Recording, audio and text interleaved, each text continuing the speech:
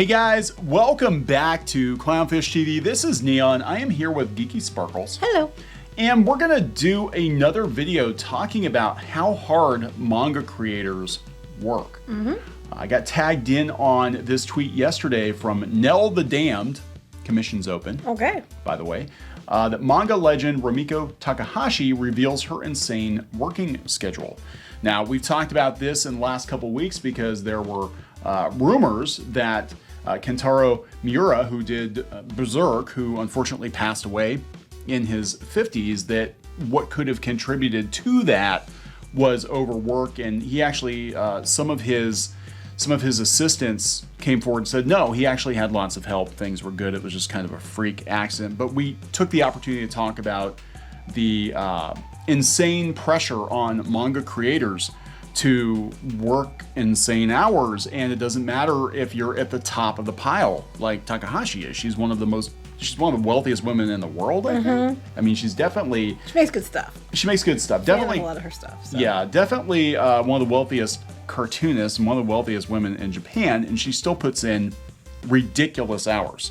Ridiculous hours. So we're going to talk about that. Before we get into it, please subscribe for more pop culture news, views, and rants, guys. We're finally over 194,000.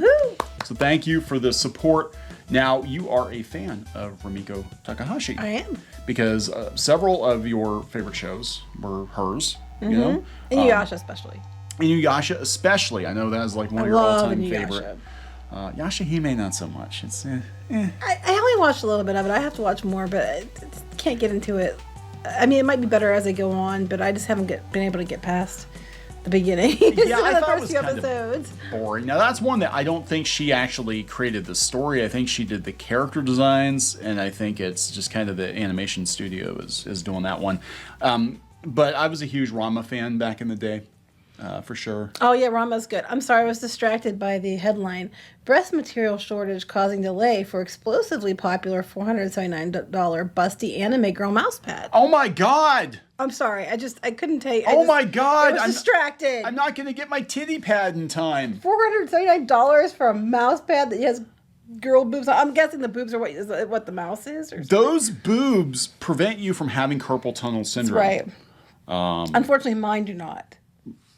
Well, they could. No, I don't think they would. Anyway. So let's talk about this because, you know, this has been a topic of discussion. We always talk about the Japanese approach to creating comics versus the Western approach to creating comics. And I'm not advocating for the insane work schedule that a lot of manga creators keep. It's an unfortunate reality of the cutthroat nature of the manga business. Yeah, the difference is what is successful gets promoted and ahead, and sometimes that requires huge sacrifices of time, of other things that are important to you to get it done and keep it going. Where in the Western comics, it seems like they spend a lot of time on Twitter, and I'm not saying they don't work, but if they worked as hard as they spent time on Twitter for things, they probably get a lot more done, and maybe they'd be a lot more successful. That is true. I think we need to find a balance. I agree. I think there needs to be a balance. I think they overwork in Japan. Yeah, work-life balance. And it's so weird because Japanese comics creators, mangaka, they work harder probably than any other comic book creators on the planet, and fans still complain when stories don't come out fast enough. Updates don't come fast enough, and it's like, oh my god, these people are killing themselves so you can spend 10 minutes reading this chapter. Yeah, I know, right? But this is her schedule. According to Sora News 24, said, yeah, some very long hours, and she is not the only one. Now, what surprised me about this is that where she's at in life, I mean, she certainly can hire help. I mean, she's worth hundreds of millions of US dollars, I believe. I mean, she's definitely got the money to outsource a lot of her workload, and it sounds like she still does a lot of it herself and her own housework. Yeah, a lot of it seems to be housework. I'm looking at this. Before noon, do the inking for 7 or 8 pages of character artwork. Noon, eat lunch, do housework. 4, read, do housework. 7, eat dinner, do housework. Do housework. Start drawing new artwork. She spends a lot of time doing housework. 9 a.m., temporarily stop work and go to bed. Noon, eat lunch, do housework. 4, start drawing. 7, take a break, eat dinner. 8, start drawing again. Day after that, finish working at 9 a.m. So this is interesting. So yeah, it doesn't seem too bad. Sure, there's what looks like a long gap in the middle, followed by going back to work around the time a lot of people would be starting to think about getting ready for bed, but those aren't too unusual for professionals in creative fields. No, actually it's not. It's actually pretty normal, especially when you work at home and the work is always there and it never goes away. What happens next is where things get crazy. If Takahashi starts drawing at 9 at night, when does she go to bed? You might be asking, there's something missing from the schedule for the day, right? Nope. Takahashi goes on to show her schedule for the following days. 8 p.m. start drawing. Well, no, 9 a.m. She started at 9 p.m. Then she finally goes to bed 12 hours later for a little bit. But she got back up again at noon for lunch. So basically on day 1, after dinner, Takahashi draws through the night for 12 hours, then takes a 3-hour nap to recharge before a second consecutive all-nighter. Mm-hmm. And how old is this woman? She's in her 60s. Mm-hmm. You know, and she's still working her ass off. She's one of the most successful manga creators of all time. Now, it could be her personality type too. I mean, some people are workaholics. I wouldn't happen to know any at all. No. None. No, we just sleep all day. Yeah. But we're not even this bad. No. So.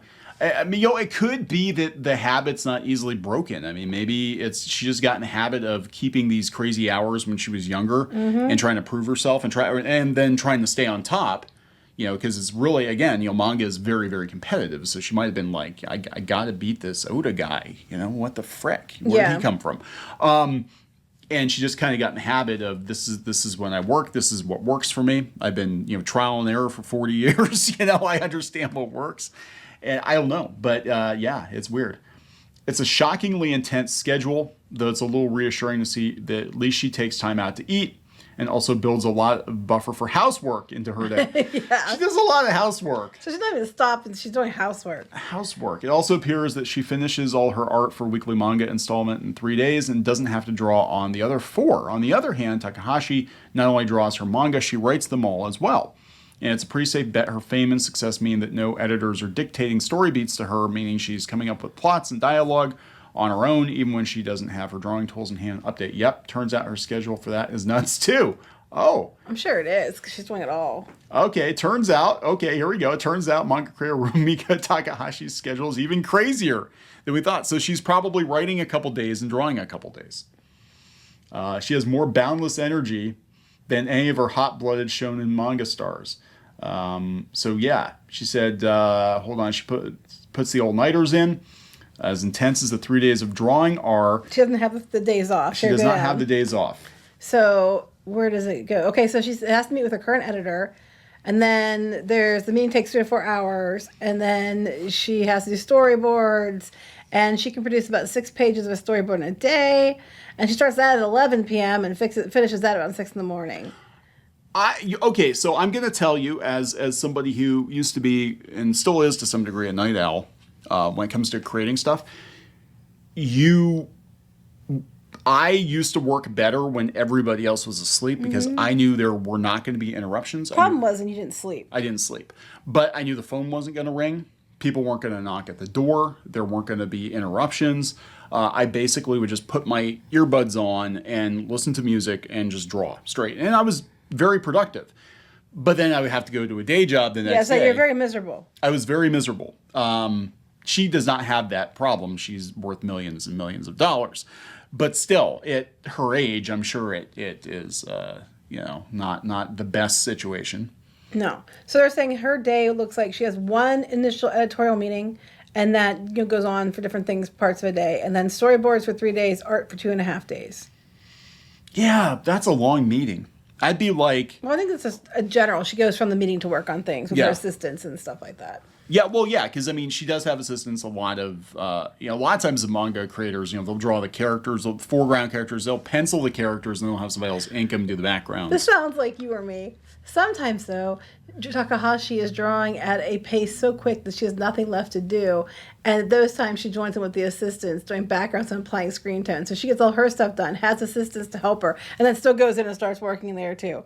Sounds like people we know. She might be a perfectionist. She might be like... I don't know anybody like that looking at you. Oh, you're looking at me. I am ridiculously hard to work for. I am. You're hard to work with. Yeah, I am. I want things done a certain way. Yeah. Sorry. It means good help's hard to find because all the same people run far, far away. I was gonna say, but I'm married to you, so what's my? I don't get to get away from it. I just get to get mad sorry. when you make decisions on your own or you do things without asking me, and then but that's a whole other story. But anyway, That's a whole other story. You were very like this. I was like this when I worked. I worked for a newspaper for a while, and I worked in marketing for a while, and it was Yeah, she said that's 5.5 days with 5 consecutive all-nighters. Oh my God, I can't. As a cherry on top for this, shown on Sunday's Serialized Madness, bear in mind that while some manga creators transition to a monthly schedule once they hit it big, Takahashi has been producing weekly series almost nonstop since 1978, with only 1 year off from weeklies in that entire run. Yeah, she basically finishes up one story and then she rolls right into the next story, you know? I mean, she must like it. Yeah, I mean, that's the only thing I can... I mean, she's got enough money. Like, because they're saying other people don't go this hard. If she wanted to quit tomorrow, she could just say, yep, that's it, I'm done, I'm out. And she totally could do it. And, you know, she must love it. Now, here's the thing, too. I mean, she's working on... There are two sides of this. Because we hear about manga creators having health problems. Oda, but One Piece is very notable, and I guess the Berserk creator had health problems in the past, which is why people were speculating, including us, speculating that maybe he just worked himself, you know. I think there needs to be a better balance. Right. For people. They need to they shouldn't have to be working this hard. The flip side is cartoonists, maybe not manga creators per se, but cartoonists tend to live a long time. Cartoonists who keep working. Several examples I can think. Al Hirschfeld, the caricaturist, lived to be like 100 and some years old. Carl Barks. Several cartoonists I can think of lived to be 100 or almost damn near 100, and they basically died with a pencil in their hand because they were still working. And it might be that they just enjoy it so much and it gives them purpose, because it's not like a regular job where it's like, okay, I did my job, I retired, because she should be at retirement age now. Like, I got my watch, you know, now I'm going to go to Florida. Some people have more stories to tell. Yeah, it's like I have a reason to get up in the morning. I'm making things. I think the takeaway is there needs to be a better balance. But if they're happy doing it this way, then that's you know, then they should be able to do how they want. But I think there's a lot of people who aren't happy this way, and the demand is very, very high. And I think that there needs to be better balance. The problem I think we have over here is that I think people spend too much time on Twitter. Yeah. And I'm sorry if you get pissed me saying that, but you know, that maybe you'd sell more books. You know, just saying. Yeah, you don't see this kind of work ethic in a lot of Western comic creators. And again, we're not saying this is ideal. This is not ideal. No, it's not ideal. But I mean, we're saying half as much of this, and you would be at like Jack Kirby level. You know? I'm just like, you know.